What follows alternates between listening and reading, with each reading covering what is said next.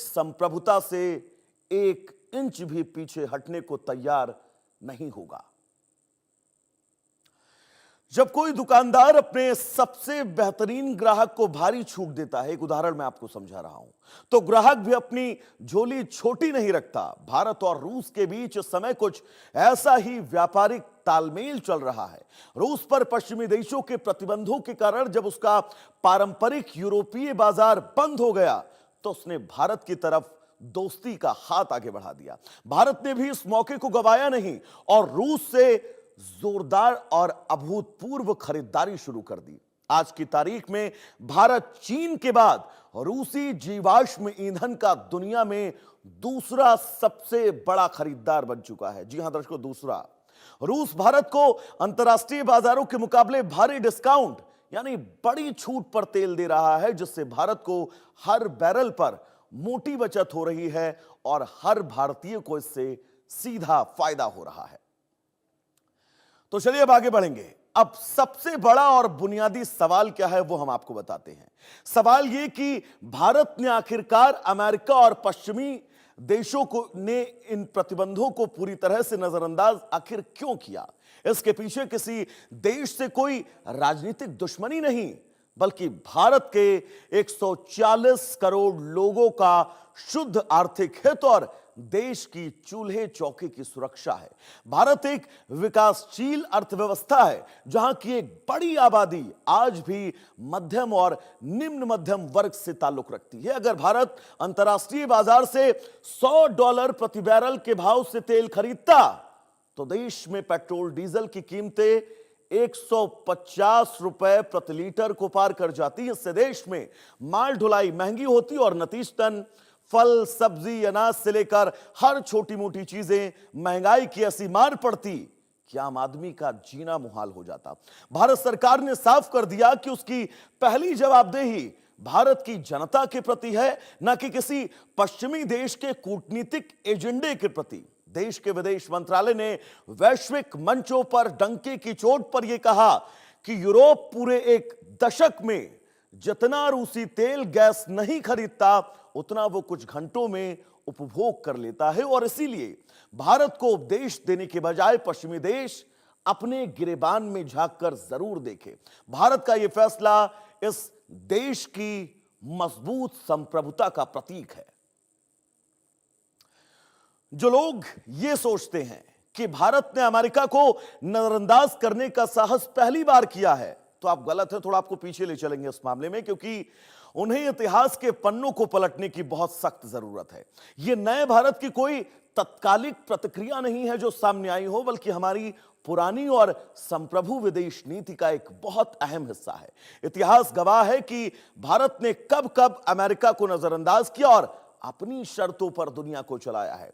साल 1974 का दौर याद करिए, जब भारत ने स्माइलिंग बुद्धा नाम से अपना पहला शांतिपूर्ण परमाणु परीक्षण किया, तो अमेरिका की नींद उड़ गई थी। अमेरिका सन्न रह गया। इसके बाद साल 1998 में पोखरण 2 के दौरान अमेरिका ने भारत पर कई कड़े आर्थिक प्रतिबंध लगा दिए थे, लेकिन भारत टस से मस नहीं हुआ। हालिया दौर की बात करें तो अमेरिका ने भारत को यह धमकी दी थी कि अगर उसने रूस से S-400 मिसाइल डिफेंस सिस्टम खरीदा तो उस पर प्रतिबंध लगा दिए जाएंगे। लेकिन भारत ने साफ कर दिया कि हमारी रक्षा जरूरतें क्या हैं, यह तय करने का हक सिर्फ दिल्ली को है, वाशिंगटन को कतई नहीं है। भारत ने उस डील को भी पूरा किया और मिसाइलें देश की सीमाओं पर तैनात भी कर दी गई। भारत का इतिहास बताता है कि जब भी देश की सुरक्षा, संप्रभुता और सम्मान की बात आड़े आती है, तो भारत अमेरिकी दबाव की फाइलों को सीधा रद्दी की टोकरी में डालकर दफन कर देता है। तो भारतीय कूटनीति का इतिहास, अब इतिहास की बात करेंगे। सिर्फ अमेरिका ही नहीं, बल्कि पूरी दुनिया और वैश्विक महाशक्तियों के सामूहिक दबाव को ठुकराने का रहा है। जब जब वैश्विक संस्थाओं या शक्तिशाली देशों के समूह ने भारत को अपनी उंगलियों पर नचाने की कोशिश की है, भारत ने अपनी संप्रभुता का परिचय लहराया। याद कीजिए साल 1971 का वो दौर, जब पूर्वी पाकिस्तान में नरसंहार हो रहा था। अमेरिका, ब्रिटेन और चीन जैसी महाशक्तियां पाकिस्तान के खेमे में जाकर खड़ी हो गई थी। अमेरिका ने तो भारत को डराने के लिए अपना हथियारों से लैस 7वां नौसैनिक बेड़ा बंगाल की खाड़ी की तरफ भेज दिया था। पूरी दुनिया भारत पर युद्ध रोकने का दबाव बना रही थी, लेकिन भारत ने दुनिया की परवाह न करते हुए पाकिस्तानी सेना को घुटनों पर बैठने पर मजबूर किया और एक नए देश यानी बांग्लादेश का निर्माण कर दिया। इसी तरह शीत युद्ध के दौर में जब पूरी दुनिया दो गुटों में बटी थी, अमेरिका और सोवियत संघ, तब भारत ने किसी के आगे झुकने की बजाय गुट निरपेक्ष आंदोलन की नींव रखी और इस दुनिया को तीसरा रास्ता दिखाया था।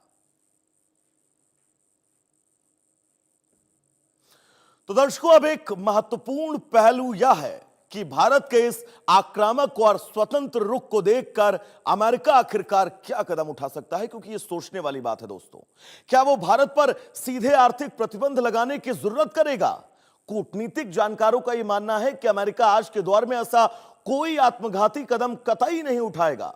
वो बहुत से बहुत भारत की कुछ छोटी मोटी कंपनियों या शिपिंग फर्मों पर प्रतीकात्मक प्रतिबंध ही लगा सकता है या फिर कूटनीतिक बयानों के जरिए अपनी नाराजगी को जता सकता है। इससे ज्यादा उसके हाथ में कुछ नहीं है। आज वाशिंगटन के पास कुछ भी नहीं है, क्योंकि 2026 के इस भू राजनीतिक परिदृश्य में अमेरिका को चीन के बढ़ते प्रभाव को रोकने के लिए एशिया में भारत की सबसे ज्यादा जरूरत है। मैं इस पर जोर दे रहा हूं, सबसे ज्यादा जरूरत। क्वाड और इंडो पैसिफिक रणनीति में भारत अमेरिका का सबसे मजबूत खंभा है। अगर अमेरिका ने भारत के खिलाफ कोई बड़ा कदम उठाया तो भारत पूरी तरह से पश्चिमी ब्लॉक से अलग हो जाएगा, जो अमेरिका के लिए एक बहुत बड़ा रणनीतिक नुकसान होगा और अमेरिका भलीभांति इस बात को जानता है। कई बार दर्शकों ये शंका जताई जाती है कि दुनिया की सबसे बड़ी अर्थव्यवस्था यानी अमेरिका को नजरअंदाज करने से क्या भारत को कोई बड़ा आर्थिक घाटा तो नहीं हो सकता है। लेकिन जमीनी हकीकत और आंकड़े इससे बिल्कुल उलट कहानी बयां करते हैं। सच तो दर्शकों यह है कि अमेरिका की पाबंदियों को दरकिनार कर रूस से सस्ता तेल खरीदने के कारण भारत को घाटा नहीं बल्कि अरबों डॉलर का सीधा मुनाफा हुआ है। इस सस्ते तेल की बदौलत भारत ने अपने चालू खाता घाटे यानी सीएडी करंट अकाउंट डेफिसिट को बढ़ाने से रोक लिया है, जिससे हमारी भारतीय मुद्रा यानी रुपए की कीमत अंतर्राष्ट्रीय बाजार में स्थिर बनी रही। अगर भारत ने महंगा तेल खरीदा होता तो हमारा विदेशी मुद्रा भंडार पूरी तरह से लगभग खाली हो जाता और देश आर्थिक संकट की चपेट में आ जाता। और वहीं अगर अमेरिका के साथ भारत का व्यापारिक रिश्ता इतना गहरा है कि अमेरिकी कंपनियां खुद भारत के विशाल बाजार को नहीं छोड़ सकती हैं। दर्शकों, आईटी सेक्टर से लेकर फार्मा और डिफेंस तक दोनों देश एक दूसरे पर निर्भर हैं, एक दूसरे से कहीं ना कहीं से मेल खाते हुए नजर आते हैं। भले ही मई 2026 के आंकड़ों में रूस भारत का नंबर 1 तेल सप्लायर बना हुआ है, लेकिन भारत ने अपनी ऊर्जा सुरक्षा को किसी एक देश के भरोसे छोड़ा ही नहीं है। भारत ने अपने तेल के स्रोतों का बहुत बड़ा डाइवर्जन किया है। रूस के बाद पारंपरिक रूप से इराक और सऊदी अरब भारत के